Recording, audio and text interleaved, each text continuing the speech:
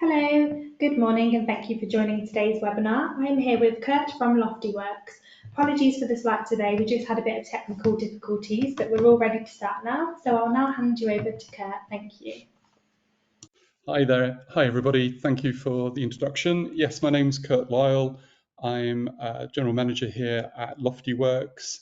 And today I'm going to be talking to you about this triangle between growth, churn, and profit as letting agents. And just to give you a bit of a frame of reference for how you may be thinking of your agency at the moment. My background, I'll talk about a little bit later, but I've originally trained as a chartered accountant, so I'm kind of looking at this a little bit with a financial eye on things. So straight into it, a good way to really think about this sort of triangle is really just to put the items there on the corners. So profit, unit growth, and landlord churn. By unit growth, I'm thinking about net growth. So how many units you'd add in a year and the effect of the landlord churn of loss of units. So what's your effective kind of net unit growth in the year?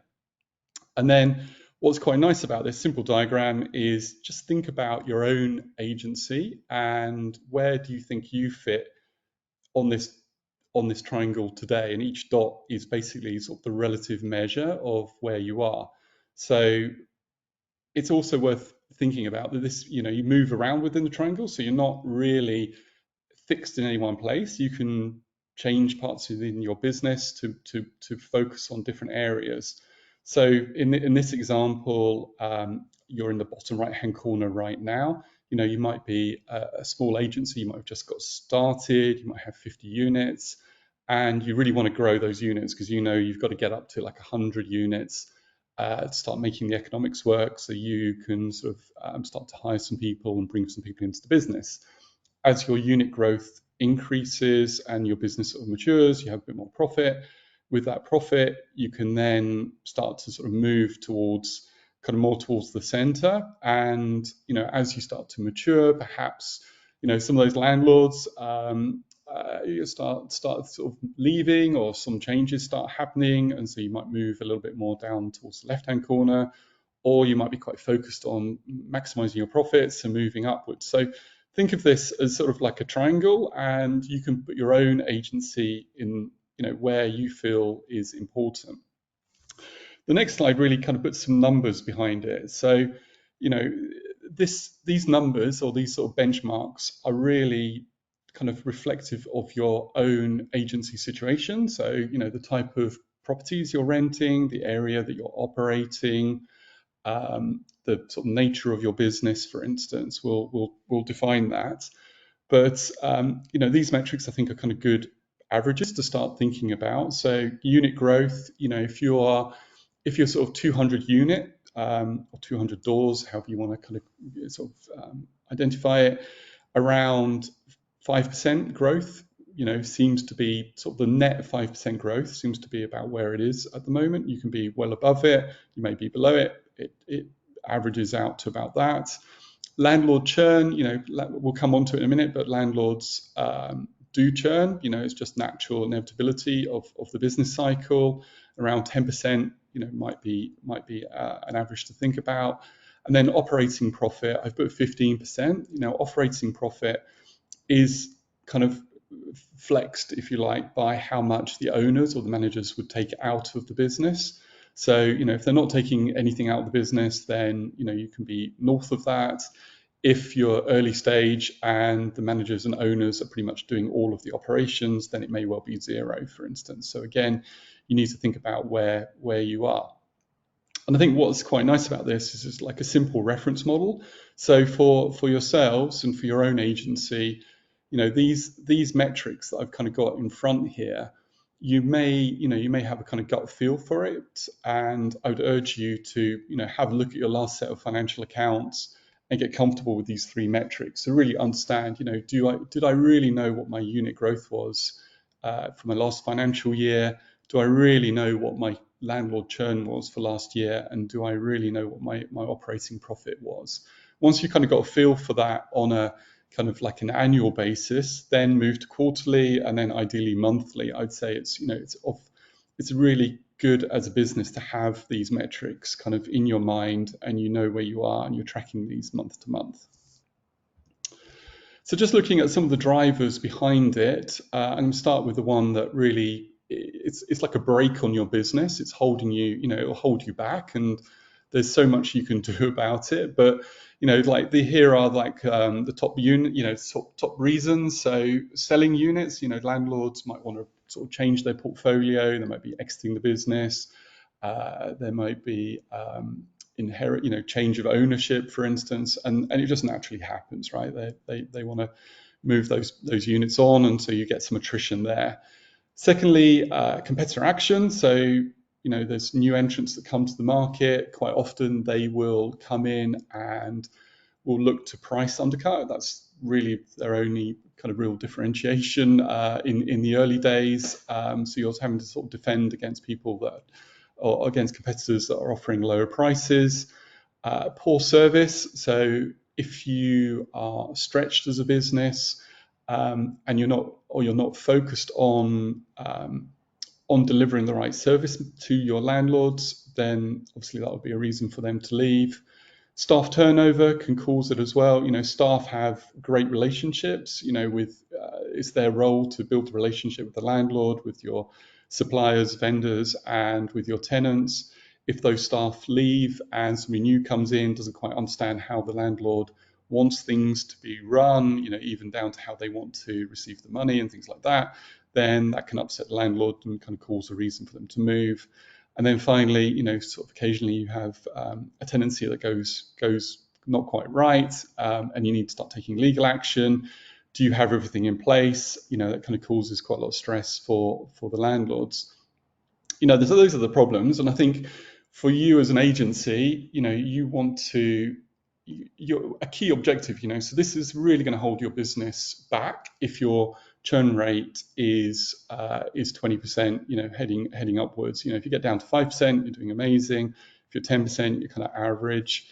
So, what can you do around this? And I think, a lot of this comes down to staff and making sure you have the appropriate staff in place, that they're properly trained, they have the right processes, and you don't overload them with units. We've in our experience, we've come across property managers dealing with 500 units on their own, everything from doing the lettings to the property maintenance. They're not going to be kind of in that business for very long. So really focus and have a good think about landlords and about landlord churn and what strategies you can do to bring it down. The next one is growth. So growth is a hard topic. I speak to agents that we work with, and quite often, say, well, where does the growth come from? I'm not quite sure.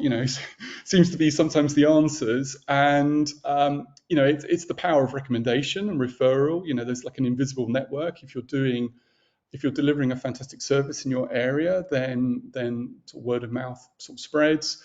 For some agents, we've seen some agents that are out there that do active campaigns, then that works actually. It's a slog, but you can acquire and win landlords, and start to build that out. But it takes attention. And the last point is really time and effort invested.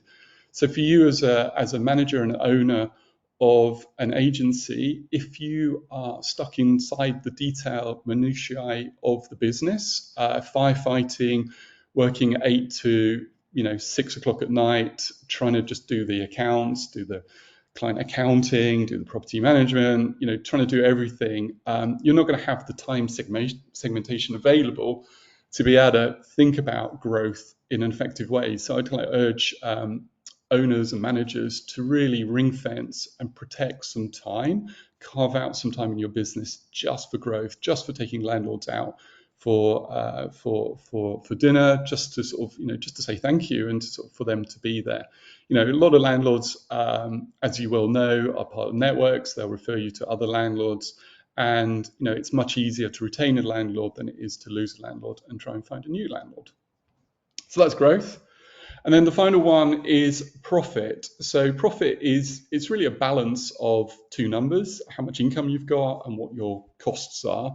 Generally, your income, you're doing what you can with growth, what you're doing with churn, you're managing, you're trying to charge as much as you feel the market will bear for your service, reflects your brand and values. You're hopefully charging for all the extras that you can be charging for. And then really the only other lever that you have is internal costs. So what are your staff costs? What are your insurance, your IT, your accounting costs internally? What's your office overheads and your marketing? And you can flex those things. And I would just say, just normal practice doesn't need to be a letting agent. For any business, every 12 months, just have a review of every line item in your P&L, go through it, look at what's in there, what's being charged. Are you getting value for money from it? Are there subscriptions and things you've signed up to that are just billing you, sort of £50 a month, whatever, you don't need to? Just have a good cleanse, at least every 12 months, if not 6 months, and keep that under control.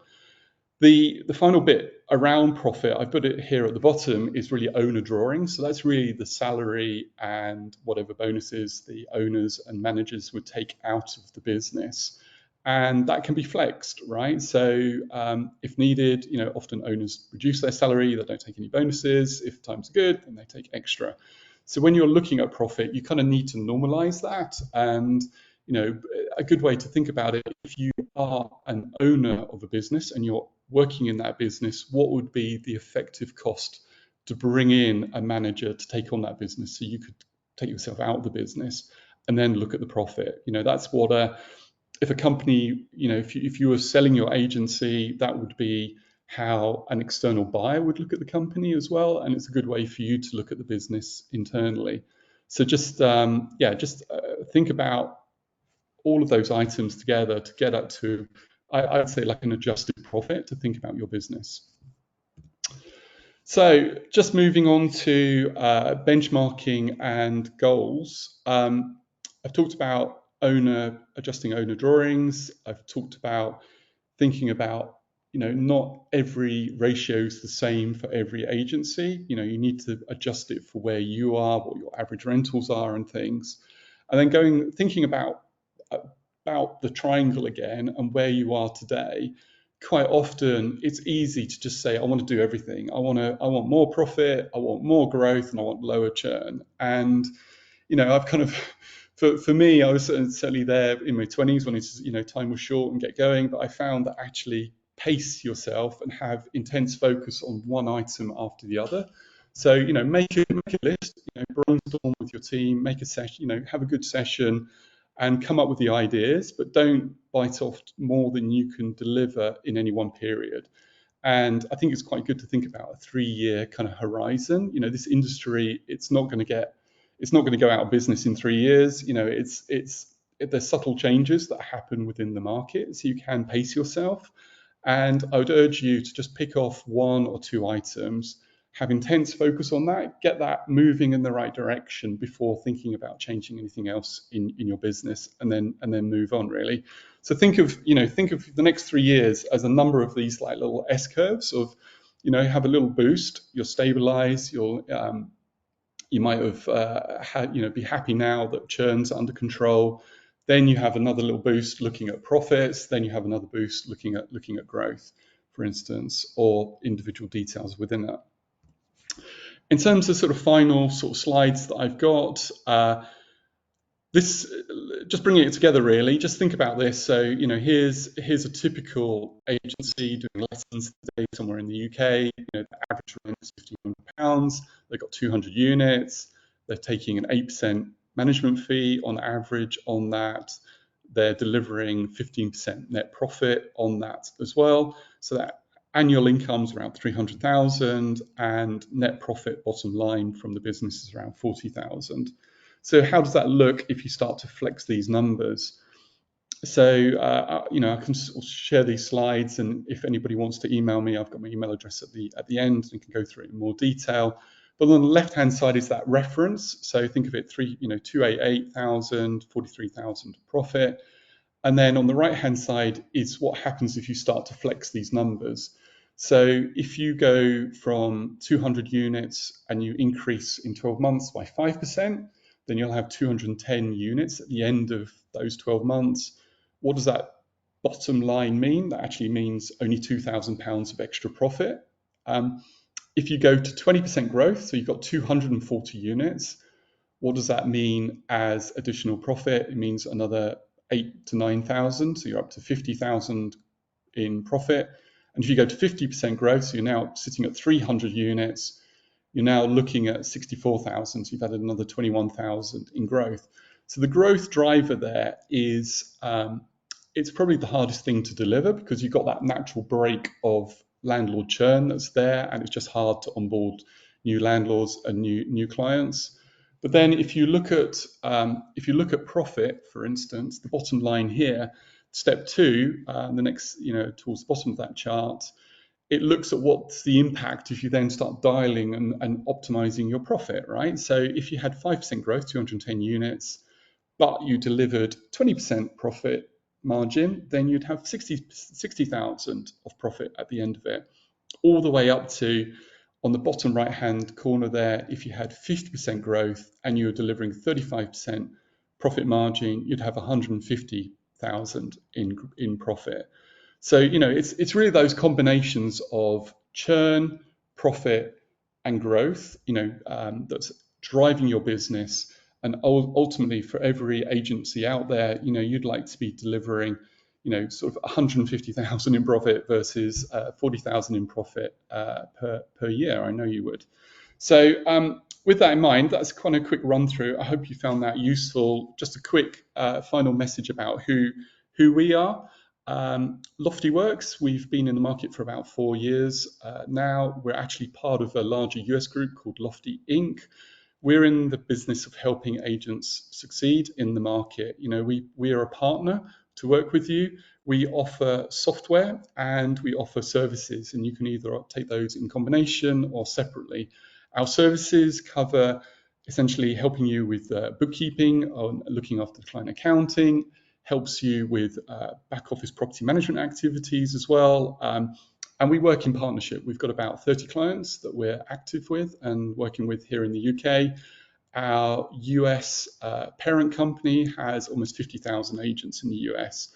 And we were bought by them about a year and a half ago and really benefiting from the massive scale that they have in the US as well. A final comment to say as well is we've recently added accountancy services. So we now have here in the UK Lofty Accounting, which will provide full chartered accountancy services that can help you with payroll, help you with year-end accounts, and so on. So yeah, that's a little bit about us. Some contact details at the end, sales@loftyworks.com. Welcome to contact me, Kurt Lyle, at loftyworks.com as well. I hope you found that presentation interesting, and I'll hand back if there are any questions. Thank you. Perfect, thank you. So we don't have any questions at the moment, but please feel free to pop them in the question box. And if you do think of any questions, you can either contact Kurt directly at sales@loftyworks.com, or alternatively, you can email us at events@propertymark.co.uk. So thank you very much for your time today, Kurt, and thank you all for joining. You will get a copy of this presentation if you request it, and we will also send out the recording to you as well. So thank you very much, Kurt, and thank you. Okay, bye everybody, bye. Thank you, bye.